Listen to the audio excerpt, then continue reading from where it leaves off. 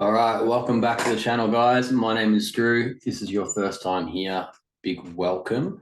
In this channel, we are learning and studying and exploring functional anatomy. And in today's video, we're going to be looking at this big bad boy here, the latissimus dorsi, which is the biggest muscle in the body. And so strap yourself in, get yourself a nice drink.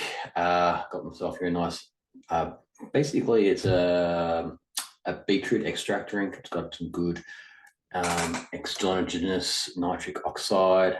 So nitric oxide is a good vasodilator. It's good for the brain. So if you're studying, okay, a little bit of beetroot extract can be really, really helpful. Nice, yummy drink. Perfect. So latissimus dorsi, biggest muscle in the body, and we are going to spend some time looking at this bad boy. Let's do a quick overview. So as you can see, it's pretty big, and we've also included here the lumbo thoracofascia. So this is a big connective tissue which basically melds into the latissimus dorsi and then basically covers your entire lower back, your lumbar spine. And so it's going to be attached onto the lumbar vertebrae, onto the sacrum, and onto the pelvis as well.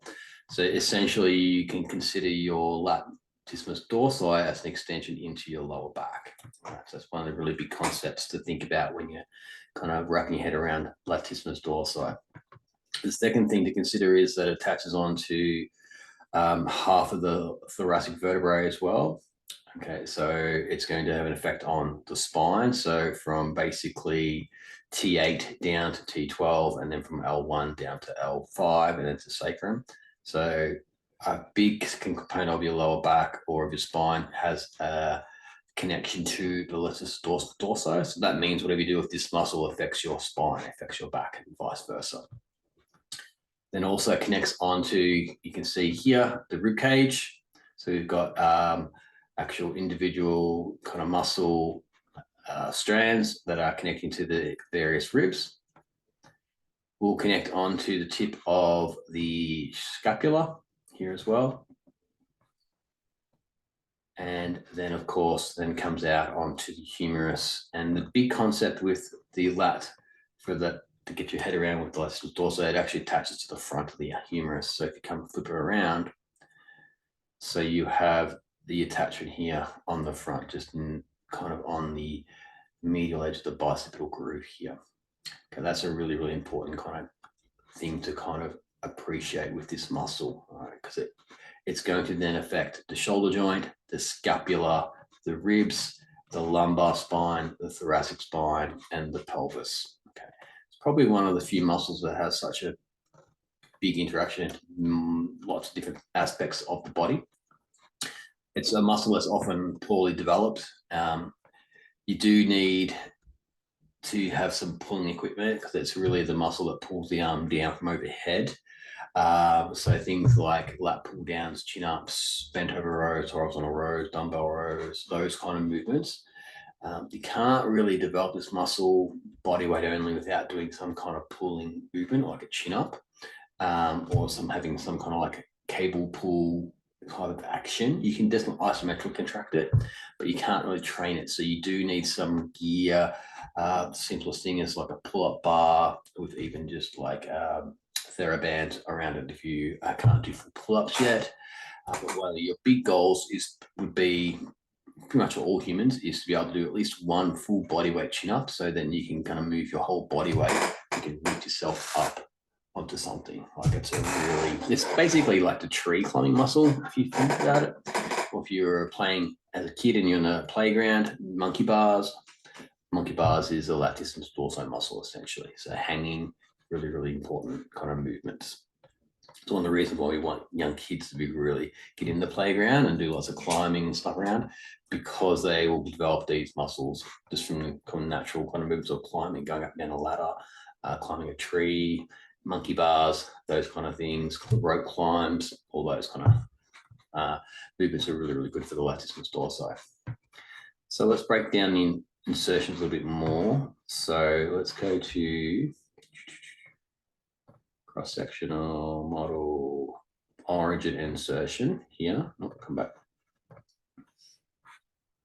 So we have the origin of the latissimus dorsi on the humerus here. So this is the bicipital groove coming down through here. So this kind of purple area is the tendon attachment of the latissimus dorsi.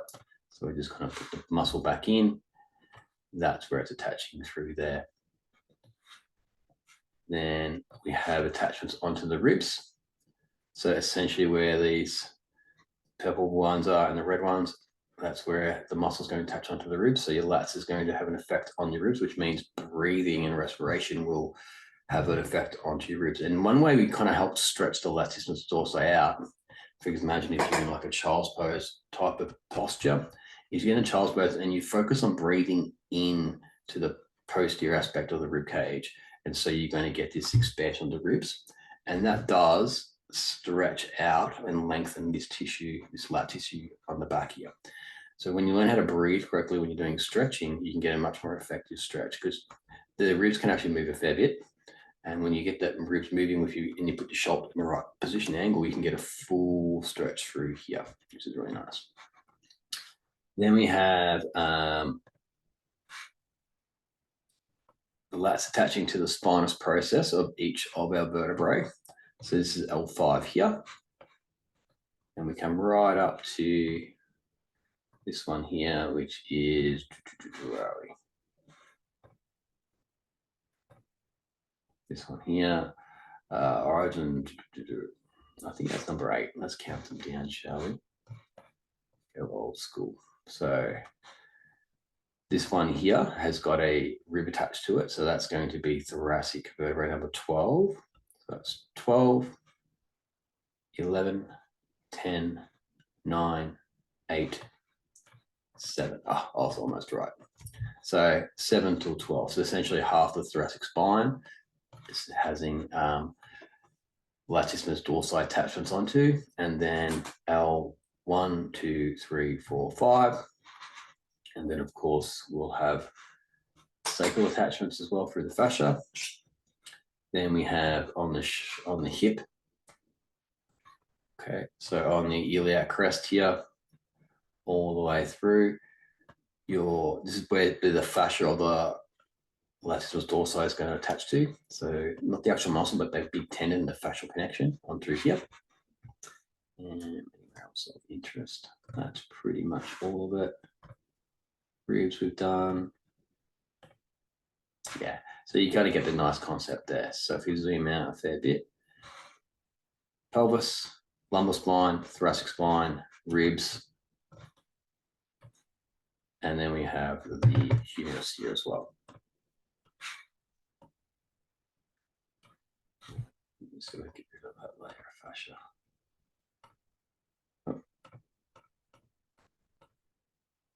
Oh, let me go back. There we go. Okay.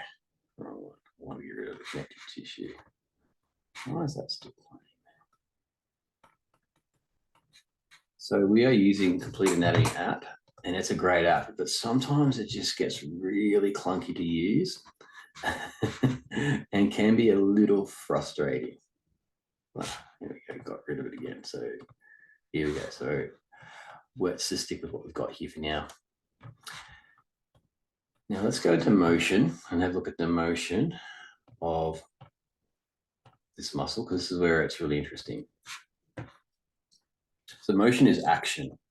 So action just describes when the muscle contracts and the bones, it pulls on the bone, which way does the bone and the joint move? Okay. So the first one we're going to look at here is latissimus dorsi shoulder retraction. So this is where the shoulder is getting pulled back. So the shoulder blade is getting pulled back into retraction. So when you reach forward, that's protraction. When the shoulder blade comes back, this is retraction. So protraction is more serratus anterior and chest. Protraction is more latissimus dorsi and trapezius and rhomboids working together in unison. So just here, pulls it back into retraction. Okay, not a huge movement, a retraction there. So this is important. For example, if you're doing like a pressing, like a bench press, barbell press, dumbbell press, even a push-up, when you do your shoulder set, you use your lats to kind of bring the shoulders back and down to put the whole glenohumeral, glenoscapular region in a good postural position. Okay, so you use your lats to basically counteract the trapezius here, because remember, if you get really tight traps, it elevates the shoulder up and it puts everything in a poor position to contract properly. So doing a lat set when you're doing horizontal pressing is really important.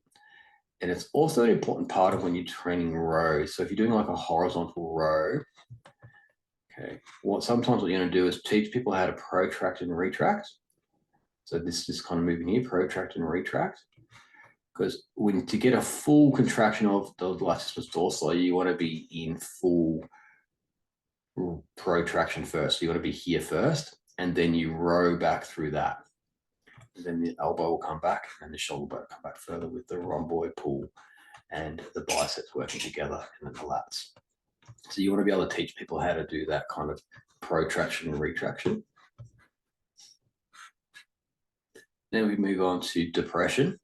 So here's the depression is when we bring the shoulder down.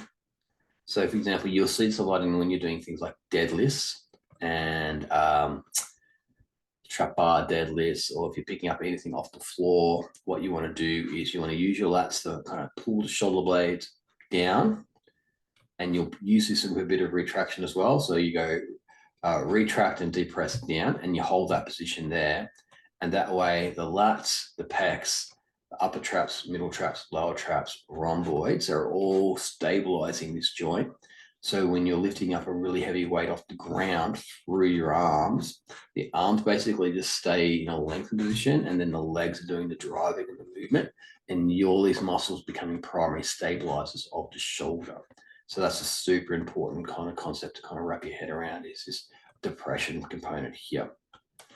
Also with the arms above the head, so if you have arms above your head, what you want to do is when you're doing like a lat pull down or a chin up, is you want to ensure that this depression piece happens as part of the movement, because you can kind of do your lat pull down stuck in with shoulder elevation, so up here, so in shoulder elevation, and so then you're not going to be able to get the full contraction of the lats when you're pulling downward, because you're stuck up here in elevation. So as you pull down in your lat pull down or in your chin up type movement, you want to kind of get this feeling of the shoulder blade actually depressing back down.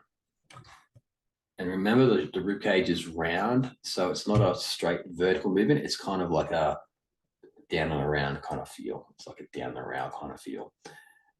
And when you add that in with kind of the retraction piece, and then you add in adduction or the shoulder blade, so it kind of goes down and around like that, or down and around like that, depending on which position you're doing it in. Okay. So that's just a really important kind of technical posture setting, movement kind of concepts to kind of understand.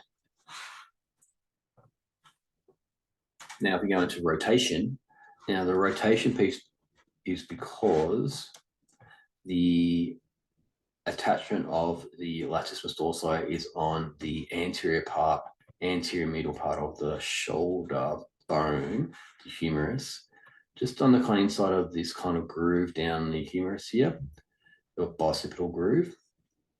And then you've got the basically the pec muscle sitting just here as well. I'll put them in later. We'll show where they sit together. So you've got the lats and the pecs basically sitting right next to each other, and they both are internal rotators. So you've got this huge lower back muscle, and then you've got this huge chest muscle. If I put it on, put a deltoid, where is it? Pec minor, pec major. There we go. So you've got these two huge chest muscles, which are internal rotators. And so they're going to turn the femur, turn the humerus internal to here.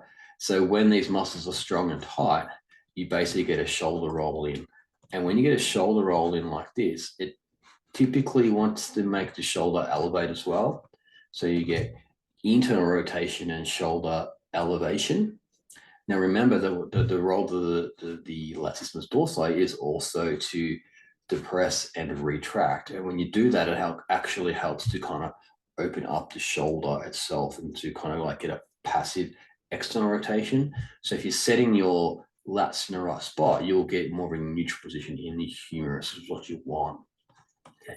But you see this in the gym a lot when people overdevelop their chest, or if they're coming off an injury, because these two muscles are so huge. And what they do is they lock down and they guard and protect the shoulder joint. So, for example, if you've got like a tendonitis, a subacromial bursitis, a supraspinatus tear, or something going on in the shoulder and it's painful, these muscles will often contract and hold to protect and stabilize the joint. So they kind of switch roles from being prime movers to being stabilizers, and they're not meant to do that. The problem with that, a big joint like this is, or a big muscle is, if they're stabilizing, then they're not really good at doing the movement piece. All right. Okay, so we want them doing their job of moving. We don't want them being their primary role in stabilizing.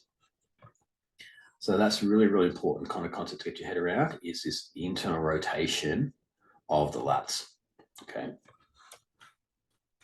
Keep moving down. Then we come on to the big movement, which is what the lats is really known for, is pulling the arm down from overhead. So this is called shoulder adduction. So when you bring the arm down from overhead close to the body, that's adduction, bring together. And it's also, this is the position you want to put your arm in to stretch it. So abduction of the shoulder. See here how the arm it's in full stretch here now. This is the position you want to be in. So if you want to get even more stretch, if the humerus is internally rotated, which means basically turn your thumb down, what you want to do is turn your thumb up to get a nice stretch. So you reverse the roll. And then you also want to, if the lats then also depress and retract, you want to elevate and protract the shoulder as well. So you want to protract, elevate, abduct, and externally rotate the arm to really stretch it out properly. And that's just across the shoulder. All right, we'll talk about what happens on the spine as well in a minute. Okay, so that's the shoulder adduction. So bringing it down to the midline, and you see, notice the thumb here. So as this pulls down, it's going to rotate the thumb into more an internal rotation direction. So depending where you finish up, it'll either be palm forward in more of a neutral spine position or neutral shoulder position, or if you keep pulling it back, it might internally rotate. But if you're using your retraction and lat depressing, you're going to pull it back into a nice strong position here where the lat's going to really contract strongly. So where you finish your movement is going to be really important. Basically, what you want to be able to do is bring your elbow and your wrist or your thumb behind the shoulder joint to get a full contraction of the lat. So behind this spot here. So I think this is where the pivot is. This is where the joint movement's coming from. So we want to pull the elbow and the wrist behind you. So whenever you're doing any of your rows, any of your chin-ups, pulling movements, okay, elbows need to come behind, ideally, to really get the lats kicking in. And then if you look at the last one, extension, here we go. We get some shoulder, then extension coming through here. It's touching here. We'll hide that latissimus dorsi. In that pec.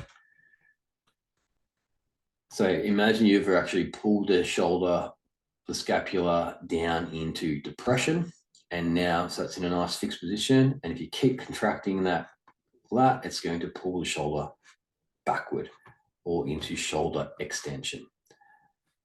And you can see here the triceps going to be involved here. So if you're doing like a dumbbell row, you're going to use some lats. This is kind of the position you want to be able to get your arm in when you're doing a tricep extension, because you've got to get across the elbow joint and the shoulder joint. So you're going to use your lats to get that kind of pull the whole shoulder back and then depress it down. So it gets stabilized here. And then you can use your triceps to do your hinging work at the elbow. All right. So when you're coming down to this position, depending on the type of exercise you're doing, like if you're doing straight arm pull downs, you're going to get some tricep feel as you pull your arm behind you. Okay. Now, if you're doing pressing work, you will get bicep in this as well, because We come back to here.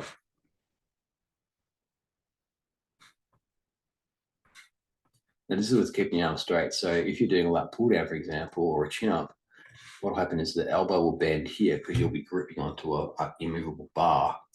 And then the bicep will bend, or I mean the elbow will bend and the bicep will contract. So then the bicep becomes a secondary muscle to the latissimus dorsi in pretty much all your rowing and pulling movements. So primary muscle agonists will be lats, and then secondary synergist muscles will be biceps and posterior delts here as well, because they're helping pull the shoulder back into extension. Just take a drink. Now, the other thing that's not really shown here is that because the latissimus dorsi via the thoracolumbar fascia attaches into the pelvis, sacrum, lumbar spine, it's also going to have an effect in the lumbar spine, and it's going to essentially pull the pelvis up this way. Now, depending on the orientation of your spine, depending where everything is kind of stacked and organized, typically what that'll do is create a back bend or an arch or a lumbar extension. So you'll get an arch in your lower back. Okay. So when you see people doing lat pull downs and chin ups and they kind of have an arch in their lower back, essentially what they're doing is stabilizing that area. And so then the muscle can pull through here as well. So it's a version or a technique of doing that. Now, one of the key things is that if you do have a lower back problem, one of the compensatory mechanisms that can occur is the lats can get really, really tight because they're trying to stabilize the spine. And so they tense up. And so that then has all this kind of effects going up through the shoulder blade in the lower back as well, which you need to be aware of. Okay. It's the importance of core training. So as you are pulling down through here, okay, and you're going to get a strong kind of pull this way to arch the back, then you want strong abdominals on the front to counter pull that, or counter stabilize, if you will. So movement's always about kind of balancing out all the forces coming in and through the body. And if your anterior core, your abdominals, like your rectus abdominis, etc., which all attach onto the ribs and attach onto the pelvis on the front, if they're well trained and conditioned and you know how to stabilize correctly, as you pull down through here, the abs on the front will contract, they'll stabilize, they'll keep the ribs in a certain position, and that'll help maintain good neutral spine into your lower back. If you've got a weak core on the front, essentially what happens, you'll get a big anterior tilt, you'll get really tight lumbar extensors, your QLs go really tight, and then you'll get this kind of lordotic pelvic position, which can create problems for some folks. Just something to be aware of. So the lats affects shoulder blade, ribs, thoracic spine, lumbar spine, pelvis, and then lastly affects the biomechanics of spine as well. So essentially a tight lat will create a lumbar lordosis in most folks, which can be good if you got a, well, when I say it can be good, strong lats will give you a lot of stability in the lower back.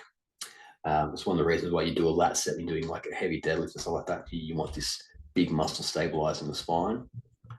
Okay, so there's a good reason to have a really strong lats, but at the same time, what you want is this Venn diagram of a muscle that can go for its full range of movement. So you should be able to get your arm fully overhead, all the way overhead.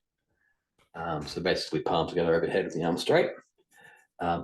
That's full range movement of the shoulder. That'll mean that you've got pretty good lat movement. If you want to really test it out, you do it lying down on your back, knees bent, so the spine is stabilized. And then can you get your arms overhead and touch the floor with your thumbs? If you can without arching your lower back, then you know you've got good range of movement through the latissimus dorsi. And then in terms of the strengthening kind of test, you should be able to do at least one full body weight pull up or a lat pull down. Okay, with your body weight, lat pull down should be easier, which is more stable. But yeah, you stay as a basic rule, you should be able to do at least one chin up.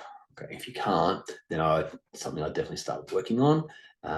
Even just doing like a 5 RM or a 10 RM. So if you weigh 100 kilograms, okay, a 5 RM might be something around about 5 at 50 kilos. Okay, so lat pull down, do that 5 times and start building up your strength that way. Okay, just the benefits of when you get this muscle strong translates to a healthy shoulder blade, and a healthy spine and a healthy pelvis. So it's well worth taking the time to do. And working with a good trainer, personal trainer, physiotherapist, exercise physiologist. I wouldn't say so much yoga, because yoga doesn't, one of the gaps in yoga asana is they don't train this muscle because they don't do any overhead pulling work. It's one of the big gaps in yoga asana that I've observed. So, you know, I love yoga and I love Tai Chi, Qigong. I practice it every day myself, but I practice it more for the kind of the mental health, energy, mobility, stability, breathwork piece of it.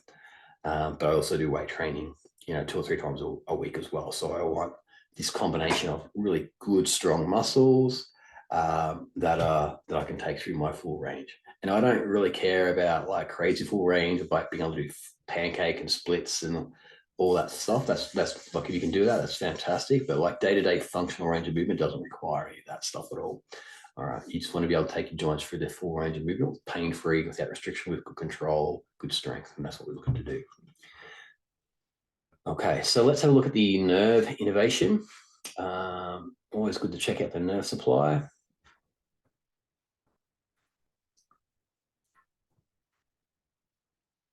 It's the arteries.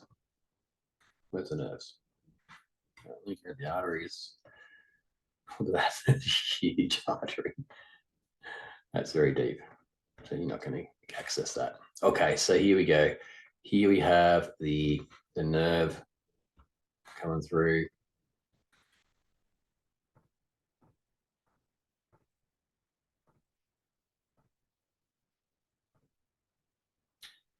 Okay.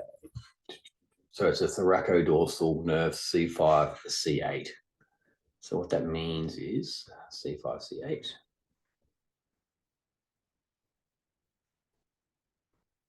So we have here fifth cervical vertebrae, 6th, 7th, and then T1. T1 here.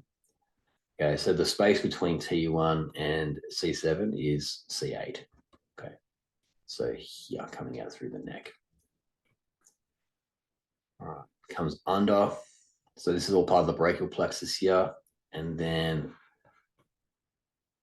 under the armpit, axilla. So this kind of region underneath the armpit, the axilla is a really sensitive area, and then it starts to innervate into the muscle here. And if you've in acupuncture, we've got actually a couple of acupuncture points here, and then we've also got the Latissimus Dorsi trigger point along the side here as well. About 70% of the acupuncture points or trigger points relate to acupuncture points, and the reason for that is an acupuncture point really is where the cross-sectional kind of fibers of connective tissue and muscles, where the architecture is most dense or there's a lot of forces coming through. So they have a lot of tensionality to them. And in terms of stream potentials, the stream potential moves through connective tissue more so than through muscular tissue. So in terms of supplying tissue with cellular voltage so that they can do the job, it mainly travels through the connective tissue. And so where you find connective tissue which has crossovers, or there's a lot of tension coming through it, like it's a line of pull, you'll find most likely there'll be an acupuncture point or a trigger point or both there. And so you'll find them here. And we'll definitely do a series on acupuncture points, like the primary acupuncture points in the body and how they affect the health of the body and movement and bits and pieces like that. So three key things here with the nerve supply. Comes out of the base of the neck. So any lower neck injuries will affect the lats. Comes under the collarbone, the clavicle, and the second and third and first rib. So, and these ribs are really kind of have strong correlations to the scalenes. So any tight muscles can then kind of compress and impinge to the nerve supply coming into the lats. And also then it's just coming on more to the lateral side here where you're going to get the trigger points through there. So if you're doing your self-myofascial release, if you want to work on the lats, you want to do the neck, you want to do underneath the collarbone, and then you want to do through here, these 3 regions there, 1, 2, and 3. And they're the places you want to focus on yourself. Myofascial release if you're doing your own body work with like massage balls, or if you're a body worker, if you've got someone who's got a lat problem, okay, definitely you want to address all this stuff coming down through here, of course, but you also then want to address the neck and kind of the subclavicle area as well. Okay, have I missed anything? Probably lots of stuff, but that's a pretty good overview of the latissimus dorsi. Such a big, powerful muscle. So take-home messages here, guys. If you're not doing chin-ups or some kind of pull movement, bent over row, barbell row, kettlebell row, kettlebell swings are great. You get a lot of eccentric loading through kettlebell swings with to get the lats going. If you're not doing any kind of those movements, you're missing out on a really, really important kind of piece of movement health. Keep in mind the stabilizing components of scapular retraction and depression to set your shoulder in the right position. If you're doing pressing movements or pulling movements or lifting movements, really important. Don't forget the connection between the lower back and the latissimus dorsi, that if it's overly tight, it will kind of create an extension or a lordosis in the lower back, and it will affect pelvic mechanics. So another thing to appreciate there. Respiration, because the lats attach onto the ribs. When you breathe, it's going to have an effect on the lats, and if your lats are tight, it's going to restrict breathing, particularly in the lower lobes of the lung. So that can be an issue. The movement through the shoulder joint, full range of movement is basically hands above the head. If you want to stretch out your lats, you reverse the action. So you want to take it into abduction, external rotation, elevation, and protraction. So basically like a classic child's pose stretch, but instead of the palm down, turn your palm up a little bit or reach through there. So that'll get you more into that kind of stretch. What else? Nerve supply we talked about, and just got to train the thing, got to train it. If you don't know how to do it, hire yourself a good personal trainer, physical therapist, EP. Chiros are amazing. Pilates actually, didn't talk about Pilates, is really good, particularly reformer Pilates, because they have a lot of equipment where they can do a lot of pulling movements through that. So definitely clinical Pilates is going to get the cup of mustard, but the simplest thing, and you kind of like your take home benchmark one is, can you do one full bodyweight pull up from a full hang? So a full hang is arms fully straight, so the shoulder is in elevation and just hanging on the tissue. And there's also some really interesting kind of research around hanging just for long periods of time, up to a minute. That can be really good because that encourages grip strength. And so grip strength basically encourages the whole arm to be functional. So yeah, or just play. So get back, climb some trees, get on the monkey bars, get in gymnastic hall, climb up down some ropes, all that fun stuff as well. All right, guys. So thank you so much for joining me on the video. If you've got any questions, drop them down in the comment. Always happy to answer them where I can. My only ask is also that you like and share and turn on the notification bell if you want to be notified next time another video drops. And we'll see you on the next one. I think the next video we'll be doing will be serratus anterior. I feel like a serratus anterior video is what we need to look at next. One of my favorite muscles. So stay tuned for that, and we'll see you on the next one.